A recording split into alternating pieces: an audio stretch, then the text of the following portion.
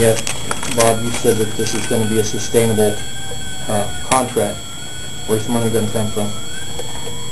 It looks like you're going to have less money than you had this year to run the city.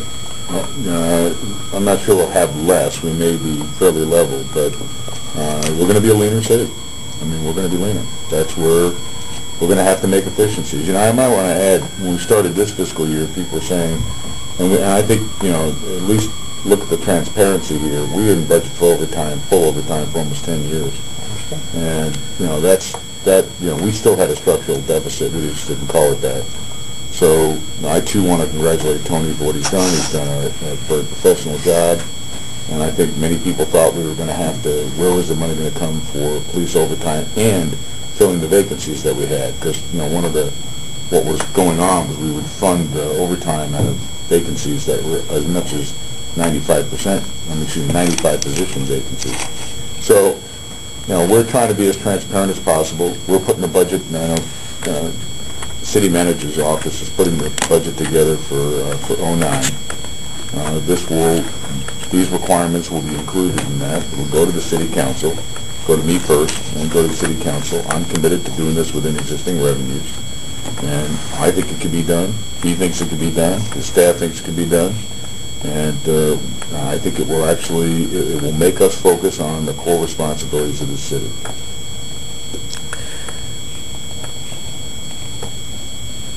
Mr. Mayor, just to follow up on the previous question, you have previously said that the city is living paycheck to paycheck, and you've acknowledged that the budget isn't structurally balanced. And to be specific, these two contracts being proposed are about $27 million over 5 years between them, plus the police contract that recently went into effect. With specifics, how can that be sustainable without a tax increase? And if it can't be, what efficiencies exactly would pay for that magnitude of money? Well, I don't have all the specifics. I don't have much in the way of specifics right now, Bill, because we haven't put the budget together. But I'll tell you, I think that we have not had an opportunity. I have not a full opportunity. I think Pat has not had a full opportunity to go through this budget and find those efficiencies. I think they're there. I'm stating here publicly, I'm committed to doing this without a tax increase. And the reason why, one of the benefits of having a 5-year deal with collars on it is we know what we have to meet. This will be a certainty for 5 years. We are seeking every available alternative to improve our revenue streams, not raising any taxes, but improve our sales tax, improve all the revenue that comes into the city. I will tell you, every time I meet with somebody that wants to come to this city or wants to have the city to do something, I say, are you making your sales in Long Beach? That's a critical, and we've done a pretty good job of having some people do some sales in Long Beach.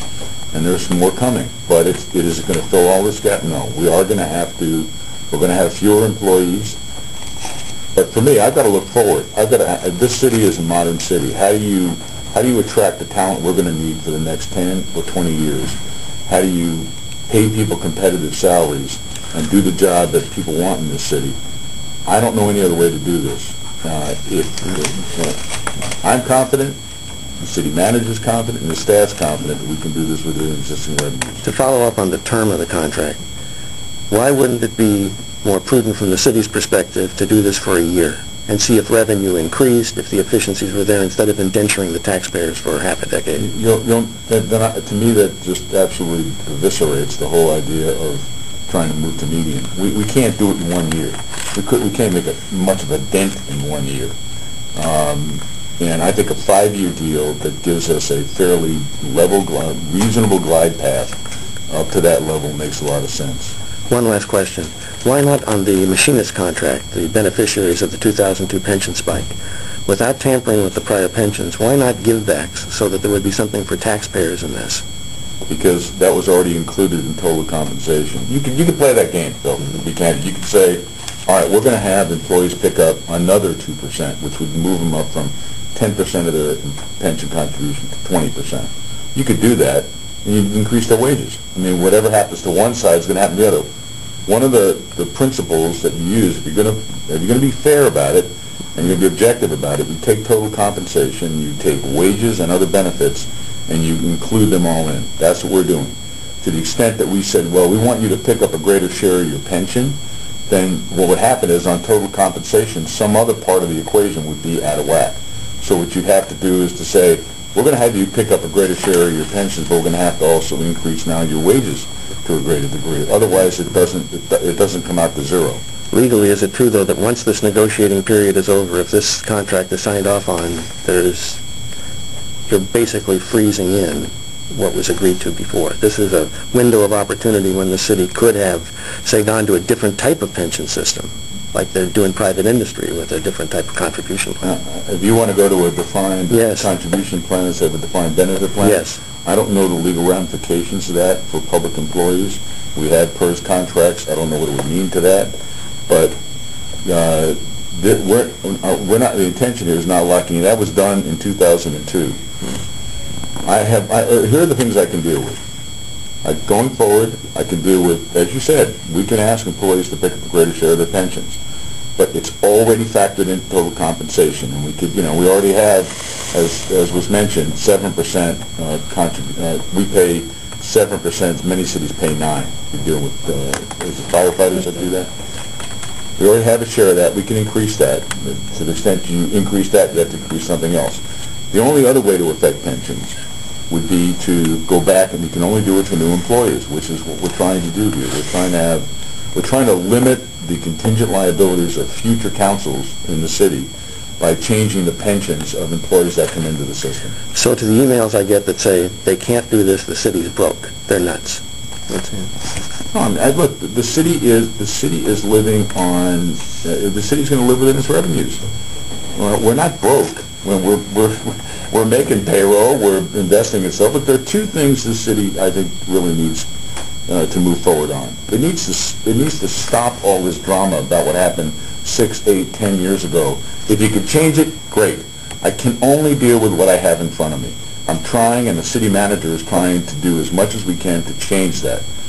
But we also have to recognize that I don't want to be a city, 5 years from now, that can't attract qualified candidates, that can't retain qualified candidates. Those same people writing the letter would say, how come the city can't do anything? How come it can't do this? How come it can't do that? We're the people with expertise. Engineers, for example, we were woefully below the salaries. We couldn't attract engineers. We had to have a separate classification increase just for engineers. It can hit you in many, many different ways. So there are two things. One, I think we have to pay our people, not at the top. And by the way, our top step in our city, this is something you would not see in private industry. Our top step in our city is the median for that classification. That's the top step. Now, I guarantee you in private industry, when they do the comparison wage surveys, the top step is the top comparative step. It's not the median. And you have a band around median. Quite often you pay your people significantly above median if they're doing a good job and they have real talent. We're trying to bring those same principles here. So everybody talks about how people are our most important asset, but when it comes to paying them, somehow it doesn't register, or maybe they're not that important. They are. It is in business. It's the company. You have capital investment and so do we, but people make the difference. So I'm committed to making sure we have a highly qualified, highly motivated workforce. There will be fewer of them. That's going to be true. Now, secondly, we also need to enhance the capital structure in the city, the infrastructure. Those are the two things that are necessary. I think make sure we have a highly qualified, highly motivated workforce and fix the infrastructure. Now, this just happened to come up first, but that's coming up second. I'm in the process of putting together a proposal to try to enhance and improve the infrastructure, because that's the other side of the equation. We're not going to be able to have a great city or attract businesses or residents here if in fact our infrastructure is crumbling, and I think everybody on that side of the table could give me examples where the infrastructure is crumbling. It's got to be fixed. We've ignored it too long. Now, I'm going to put a proposal together. I hope the city council looks at it carefully. I'm going to put the best proposal I can, as honed down as possible on the essential things that have to be done. But I have a 10 or 20-year view of the city. I don't have a 1-year view. I have a 10 or 20-year view, and I think that to get outside the box a little bit, I think that's what's missing in contemporary public policy. People don't think 10 years or 15 years. They think 12, they think 18 months, 2 years. Now, the city is on the, I think, is on the way to being an enormously good, high quality, great city. It can do that. But you got to invest in it. And that means both people and things. And we're going to do that.